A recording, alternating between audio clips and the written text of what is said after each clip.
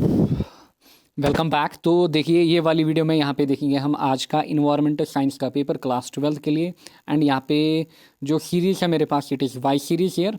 And देखिए जो class 11 के बच्चे हैं जो बोल रहे हैं कि लेक्चर सफिशेंट हैं या नहीं है, सो मैं आपको बता दूं ये जो पेपर है आज का, यहाँ पे जितना भी मैंने पढ़ाया था 70 आउट ऑफ 70 वहीं से आया है, एक भी क्वेश्चन बाहर से नहीं आया है। एंड जिस बच्चे ने मेरे लेक्चर्स देखे होंगे, एंड स्पेशली अगर आपने 2 या 3 दिन में भी सारे लेक्चर्स देखे होंगे, एंड जो बच्चे पहले ही से ही लेक्चर्स देख रहे हैं उनको पता होगा। And kindly share your feedback जिनने पेपर दिया होगा, एंड जेन्युइन फीडबैक शेयर करिएगा इस वाली वीडियो में।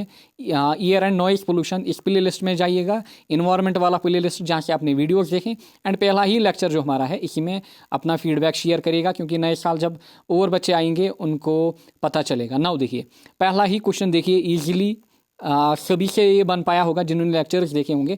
MSW का मतलब क्या होता है? Municipal solid waste.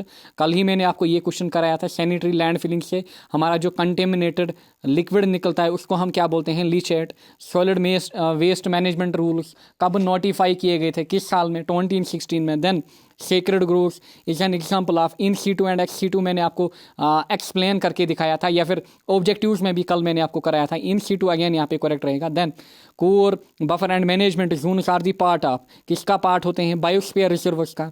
Dash dash species are confined to particular geographic region, उनको हम क्या बोलते हैं? उनको हम बेसिकली एंडेमिक स्पीशीज बोलते हैं, जो कि एक पर्टिकुलर जियोग्राफिक रीजन में हमें मिलते हैं। देन अगर मैं फर्दर यहाँ पे बात करूँ, give 2 examples of green house gas. Everybody knows photo chemical smog क्या होता है, इसमें क्या क्या होता है हमारे पास? कंपोजिशन आपको बोलनी थी, सीवेज को डिफाइन करना था, सेकेंडरी पोल्यूटेंट्स, पीडोलॉजी क्या होती है, composition of e waste. Very very easy paper. मैं कहूँगा यहाँ पे आपके 70 आउट ऑफ 70 आने चाहिए। 70 नहीं आ रहे हैं बट एट लीस्ट 65 तो आने ही आने चाहिए। ऐसा इजी पेपर था। एंड एक भी क्वेश्चन अगर आपने अच्छे से लेक्चर सीरीज फॉलो की होगी, एक भी क्वेश्चन आपका बाहर से नहीं आया होगा। Clear? Biomedical waste, cryo preservation, critically endangered species, NE2 का आपको नाम देना था। क्लियर?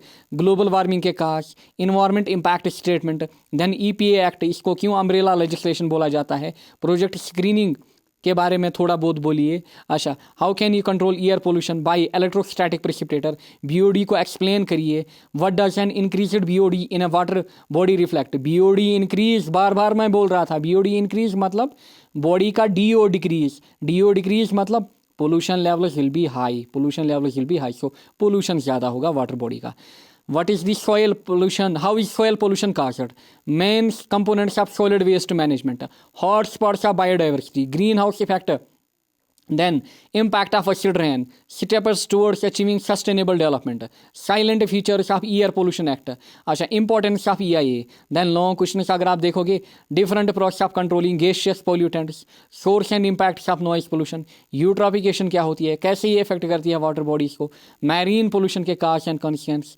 यहाँ पे शॉर्ट नोट लिखिए सॉइल प्रोफाइल के ऊपर या फिर control of soil pollution. Then यहाँ पे आप in detail composition of soil को एक्सप्लेन कर सकते थे। एंड यहाँ पे जाइएगा, इस वीडियो में अपना फीडबैक शेयर करिएगा, एंड होप आपका जो पेपर है अच्छा हुआ होगा। एटलीस्ट आपके यहाँ पे 65 मार्क्स तो आए ही होंगे। क्लियर? मे बी आपसे कोई 1-2 ऑब्जेक्टिव गलत हुए होंगे बट आपके 65 मार्क्स तो आए ही होंगे। सो ये थी हमारी वाई सीरीज़। यहाँ पे अब मैं क्या करूँगा, क्लास 12 के लिए जो फिजिक्स वाला पोर्शन है उसके लिए मैं यहाँ पे जो MCQ सीरीज़ कह लो, 1 मार्क या फिर 2 मार्क सीरीज़ कह लो, वो मैं यहाँ पे लाऊंगा। क्लियर?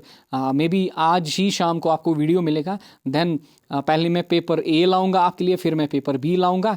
एंड जो हमारे 11th के बच्चे हैं, जैसे ही 12th का एग्ज़ाम खत्म होगा, I will be shifting on 11th portion. आपका फिजिक्स हो गया, इन्वायरमेंट हो गया, वो आप मेरे पे छोड़िए, बाकी आप कहीं से भी करिए। बाकी जितने भी सब्जेक्ट है आपके, स्पेशली फिजिक्स एंड इन्वायरमेंट में आपको यही गारंटी है कि आपका पेपर यहीं से आएगा। एटलीस्ट अगर 100% नहीं, 98% तो आएगा ही आएगा। So thank you all, hope आपका पेपर अच्छा हुआ होगा।